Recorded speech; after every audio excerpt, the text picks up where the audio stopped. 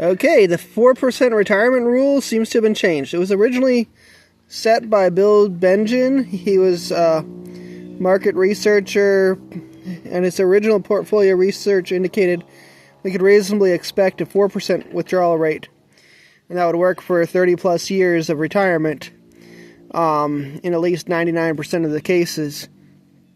And he had his original portfolio, what he recommended was 50% large cap stocks and 50% intermediate term U.S. bonds. So that was something he published, I think, in 1994. So it's almost 30 or over 30 years that this information has been out there, and so people have been setting up their retirements based on this for a long time.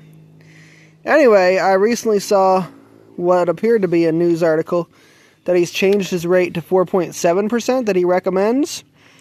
And he changed the portfolio recommendations to 11% large cap U.S. stocks, 11% medium cap U.S. stocks, 11% small cap U.S. stocks, 11% micro cap U.S. stocks, 11% international stocks, 40% intermediate term U.S. bonds, and 5% cash, which they called U.S. T-bills cash, which I guess there's a lot of people that consider it that. I'm going to talk about why this might not be a great decision. But I like the concept of having a percentage that you take out. Now, the one thing that he does that I don't necessarily agree with is how it's calculated. So, he starts at 4% of your balance when you retire. The new one's going to be 4.7%. And every year you add a cost of living adjustment based on inflation that year. So your 4%, if you had $1 million balance originally, it'd be $40,000 a year or $47,000 a year now. But then it goes up automatically regardless of how your portfolio is actually performing. So what I do, we'll talk about Roth versus tax deferred later, but let me think about this. What I would do, I'll go back to up here. Instead of having a cost of living adjustment, I'd keep the percentage that I had committed to very close to the same and take out of the current balance on the portfolio. And potentially, if it feels like it's doing well, you could inch that up, like go from 4.7 to 4.75 the next year and 4.8 if you're still feeling like that's not messing up your investment goals. And just inch it up like 0.05% each year. I think that would work, because you don't necessarily want to stay at the same percentage the whole time you're retired. You just want it to be, or I would recommend you take based on the portfolio value the whole time. So when you have a down year, you actually withdraw less money, and on an up year, you can withdraw more.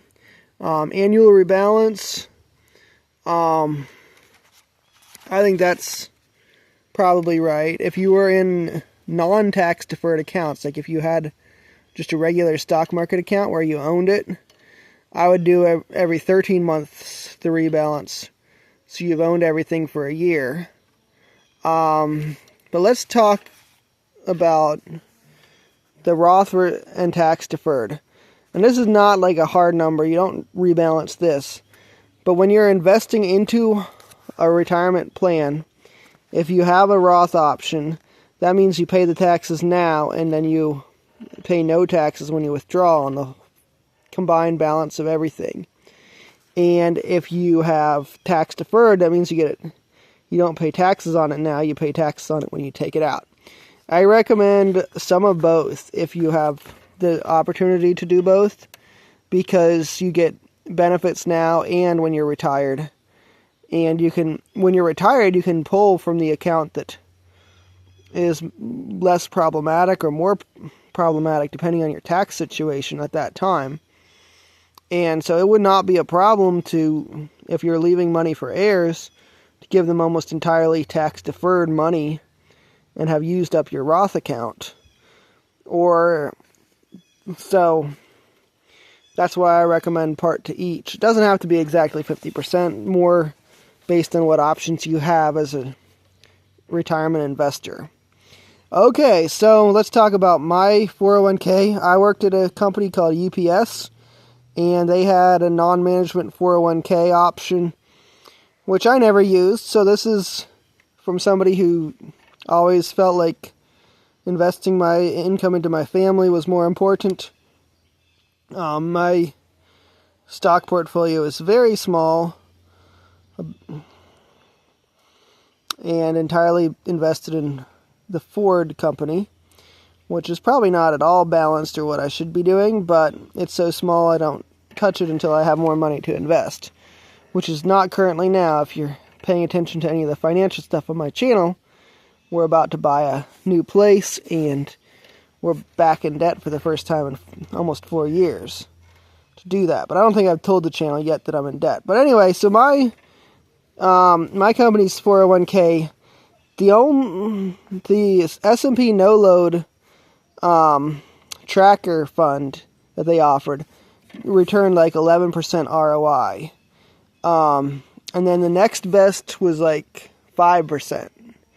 And then some of them were 4 or 3% for the different funds they offered.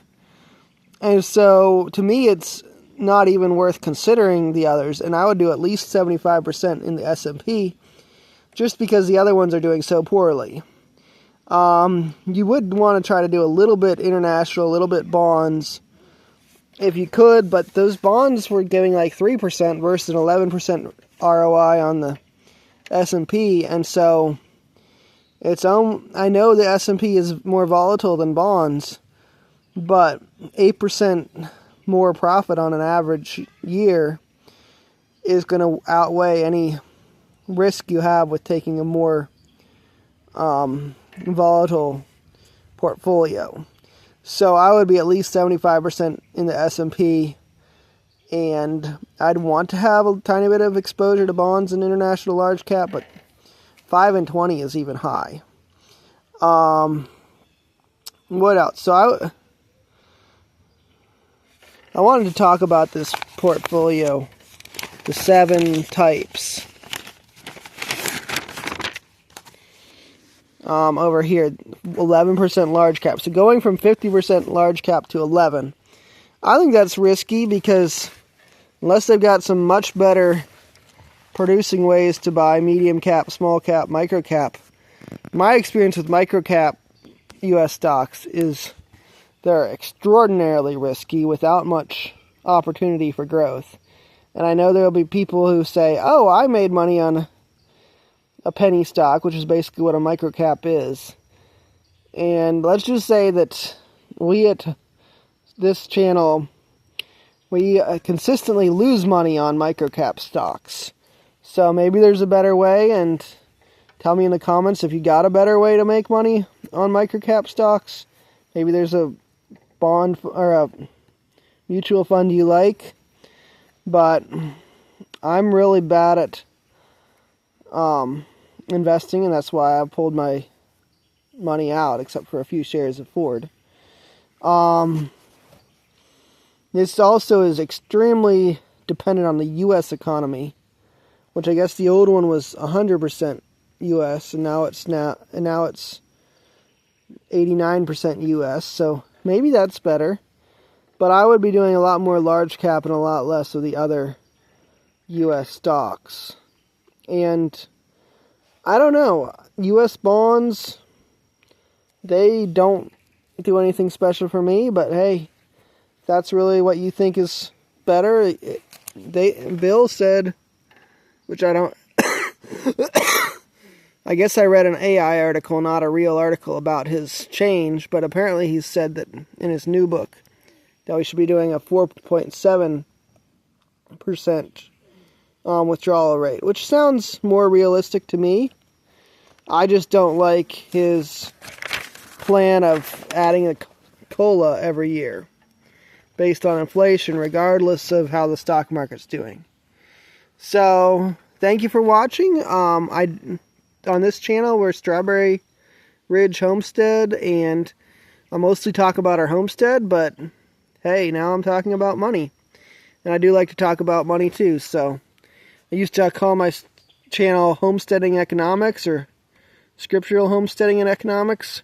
And I'll have a link to one of my videos here at the end. Thank you.